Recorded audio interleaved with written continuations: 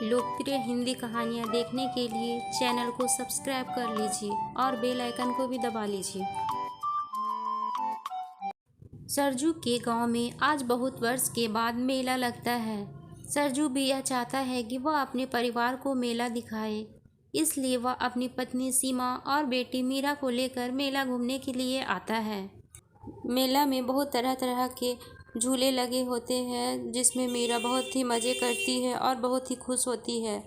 उसके पिताजी उसे सर्कस भी दिखाते हैं और बहुत सारे झूलों में भी झुलवाते हैं। मेला में बहुत सारे खाने की स्टॉल भी लगी होती है। सभी लोग बहुत मज़े करते हैं। अब सब लोग घर की ओर वापस आते हैं। पिताजी, आज मुझे मेले में घूमकर बहुत मजा आया। आपने मेरे लिए इतनी सारी गुड़िया और खिलौने भी ले दिए। मुझे बहुत अच्छा लगा पिताजी आज घूमकर। माँ, मैं घर जाकर इन गुड़ियों के साथ खेलूंगी। सभी लोग घर की ओर चल पड़ते हैं। वक्त बीतता जाता है। फिर एक दिन सरजू घर आकर अपनी पत्नी से कहता है, सीमा, मुझे तुमसे कुछ बात करना है। वो जब मैं काम से घर आ रहा था तो कुछ लोग मीरा को बहुत ढूंढ रहे थे। शायद उसके माता पिता हो, लेकिन मैंने किसी से कुछ नहीं कहा और मैं घर आ गया। मुझे बहुत डर लग रहा है, कहीं वो लोग मीरा को हमसे ले ना जाए। ये आप क्या बोल रहे हैं जी? ऐसा कैसे हो सकता है? जो माँ बाप इतने दिन से अपनी बच्ची को छोड़ दिए, वो भला आज क्यों ढूंढ रहे हैं? और हम अपनी मीरा को ऐसे ही भला किसी को कैसे दे सकते हैं? इतने दिनों से हम उसके साथ हैं, हम उसे किसी को नहीं दे सकते। मीरा हमारी बेटी है और हम उसे किसी को भी नहीं देंगे। इतना कहकर सीमा बहुत रोने लगती है। सर जो सीमा को समझाते हुए कहता है, सीमा, तुम रो नहीं। मैं जानता हूँ तुम्हें बहुत दुख होता होगा। तुम इतने दिनों से मीरा को अपनी बेटी की तरह ही तो पाल रही हो। हम तो उसे अपनी बेटी ही समझने लगे हैं, लेकिन ये हमारी अपनी बेटी तो नहीं है ना। हो सकता है मीरा के माता पिता की कोई मजबूरी रही होगी जो उसे यूँ छोड़कर चले गए थे। हम उनसे पूछेंगे ऐसा क्यों किया था। अब तुम रोना बंद करो सीमा। मुझे भी बहुत दुख है। हम दोनों को ही एक दूसरे को संभालना होगा। हम मीरा के बगैर कैसे रह सकते हैं? आप ही बताइए। मीरा को मैं अपनी बेटी की तरह पालती हूँ। बताइए, आप भी बताइए, आप भी कैसे रहेंगे? हमारा घर ही सूना हो जाएगा मीरा के बगैर। मीरा की जाने की बात को लेकर अब दोनों पति पत्नी बहुत चिंतित रहने लगे थे। दोनों को समझ ही नहीं आ रहा था कि क्या किया जाए। मीरा को उसके माता पिता को सौंप दे या ना सौंपे। दोनों को कुछ समझ में नहीं आ रहा था, इसलिए दोनों बहुत चिंतित थे। फिर एक दिन सरजू सीमा से कहता है, सीमा, मीरा के माता पिता को देखकर मुझे जरा भी अच्छा नहीं लगता है। वो लोग बहुत मजबूर हो गए हैं। कल तुम्हें पता है क्या हुआ? जब मैं वापस आ रहा था तो देखा उसी पेड़ के नीचे उसकी माँ बैठकर बहुत रो रही थी। मुझसे उसकी हालत देखी नहीं जा रही है। मैं सोच रहा हूँ कि अब मीरा को उनके माता पिता को सौंप देना चाहिए।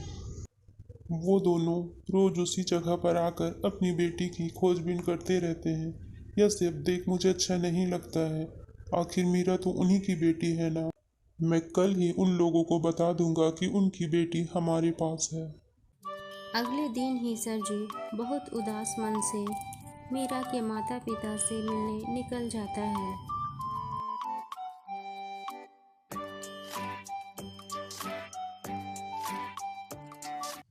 बेटा मीरा, कल तुम्हारे पिताजी तुम्हें लेने आ रहे हैं। आज ही मेरी उनसे बात हुई है। वो लोग तुम्हारे ना रहने से बहुत परेशान हैं, इसलिए तुम्हें ले जाना चाहते हैं। कल वो लोग आएंगे, तुम्हें ले जाएंगे बेटा। तुम अच्छे से रहना उनके साथ। तुम्हारे ना रहने से तुम्हारे माता पिताजी बहुत परेशान हैं बेटा। मुझे कहीं नहीं जाना है पिताजी। मुझे आप लोगों के पास ही रहना है। आप ही लोग मेरे माता पिता हैं। मैं आप दोनों को छोड़कर कहीं नहीं जाऊंगी पिताजी। मुझे आप दोनों के पास ही रहना है।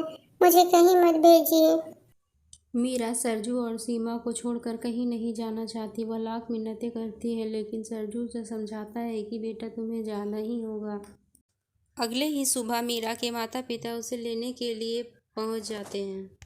यही तो है हमारी बच्ची मीरा। मीरा बेटी तू कैसी है? तुझे देखे बिना तो हमारी आंखें तरस गई थी। मीरा मेरी बच्ची, मैंने तुम्हारे साथ बहुत बुरा व्यवहार किया है। तुम्हारे पिताजी तुमसे बहुत प्यार करते हैं, लेकिन सब मेरी ही गलती है। मैंने ही कहा था इसे कहीं छोड़ आओ।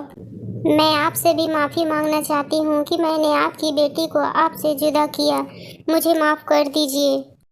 मुझे अपने किए की सज़ा मिल चुकी है। जैसे मैंने आपको आपकी बेटी से अलग कराया, मेरी बेटी भी मुझसे अलग हो गई। मीरा की सौतेली माँ सबको बताती है कि वह किस तरह से मीरा को उसके पिता से अलग करती है और उसे कहीं ले जाकर छोड़ देने के लिए कहती है।